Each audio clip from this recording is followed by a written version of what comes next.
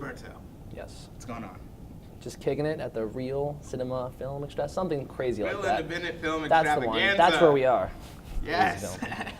Okay, I could go off subject, but I'm not. Writer, director, editor, and producer, right? Suffering Cassandra. Indeed. Really enjoyed the film. Talked a little bit about the Aaron Sorkin-esque quality of it. Is that just how you talk in real life, or? If you haven't come to notice, yes, that is. I'm a pretty quick talker in general. Now I feel like I have to speak quickly for the camera. Right. No, yeah, honestly, that's just I get called out for it all the time. Everyone's like, "Whoa, dude, slow down," and I'm like, "Yo, let me live." Let me live. I did enjoy the fact that even though it was kind of fast-paced, and you set that up in the opening scene, right, with the car, you could still kind of keep up with it, right? Even though they're speaking in huge words, you don't have to run and grab the dictionary. You can still watch the film and kind of enjoy things. Yeah, well, I think the dialogue is sort of expositional, and it's, I mean, not overbearingly expositional, but I think it gives you enough that whether, maybe a little something's a little too esoteric for your taste, but you'll still get it, so. Yeah, so what did you, just coming up with the idea, where did it manifest? How did it manifest? So I've literally quoted this before, but it's sort of an amalgamation, right, of all my ex-relationships, maybe some more than others.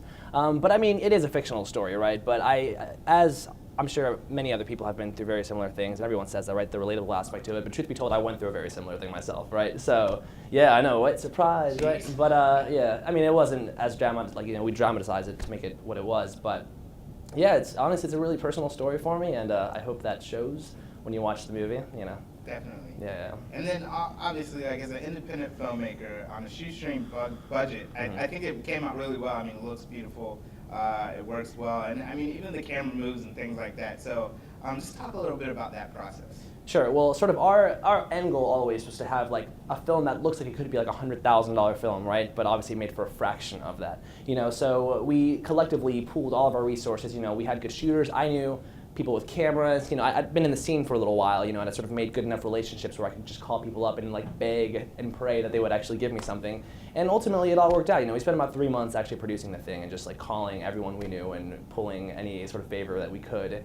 And yeah, that's what we got. So we were very pleased. Awesome. Well, it's a great product.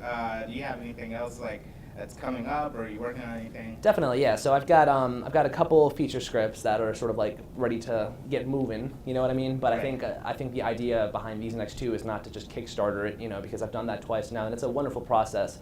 But it can be very tolling on you and your cast and crew when you're just working 14-hour days every single day or whatever. So hopefully next time around we can raise some money, and hopefully this will be sort of like a conduit or galvanizes some budgeting, right? I mean, that's the dream for everyone, isn't it? But that's what we're pulling for. So. Right.